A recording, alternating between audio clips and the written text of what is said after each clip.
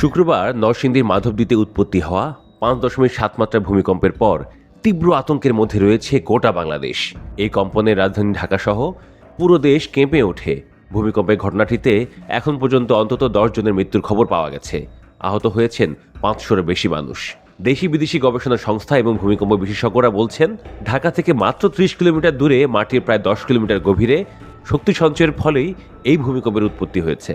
যুক্তরাষ্ট্রের ভূতাত্ত্বিক জরিপ সংস্থা USGS জানিয়েছে, বিভিন্ন মাত্রায় ঝাঁকুনি অনুভব করেছেন প্রায় 7 কোটি মানুষ।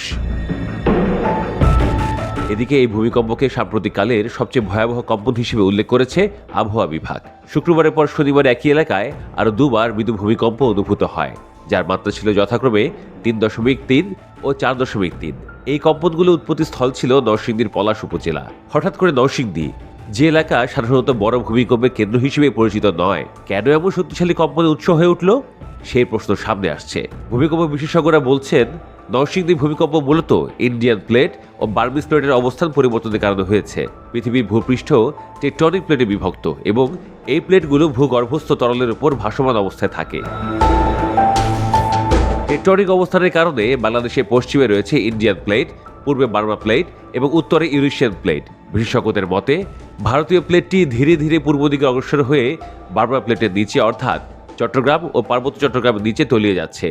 তলিয়ে যাওয়ার কারণে একটি সাবডাকশন জোন তৈরি হয়েছে, যা সিলেট থেকে টেকনাফ পর্যন্ত বিস্তৃত। এই ভয়ঙ্কর জোনে বর্তমানে 8.2 থেকে 9 মাত্রা ভূমিকম্প তৈরির মতো শক্তি জমা হয়ে আছে, যা ভবিষ্যতে বড় ধরনের ভূমিকম্প ঘটাতে পারে। তাদের মতে, নরসিংদী মাধবদীতে যে ভূমিকম্পের উৎস ছিল সেটি এই সেগমেন্টেরই অংশ। নরসিংদীতে 2 প্লেটের সংযোগস্থলে এই কম্পন হয়েছে।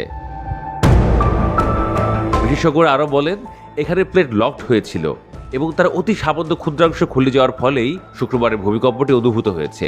এটি ইঙ্গিত দেয় যে সামনে আরো বড় ভূমিকম্প বাংলাদেশের দ্বারপ্রান্তে আছে। নরসিংদীর এই ঘটনা ইঙ্গিত করে যে বড় প্লেট বাউন্ডারির সামান্য শক্তি বের হওয়ার সামনে মূল শক্তি বের হওয়া আরো সহজ হয়ে গেছে, যা একটি বড় বিপদ অপেক্ষা করার ইঙ্গিত। ভূমিকম্প বিশেষজ্ঞদের মতে, 2 প্লেটের সংযোগস্থলে 800 বছরের বেশি সময় ধরে শক্তি সঞ্চয় হচ্ছে।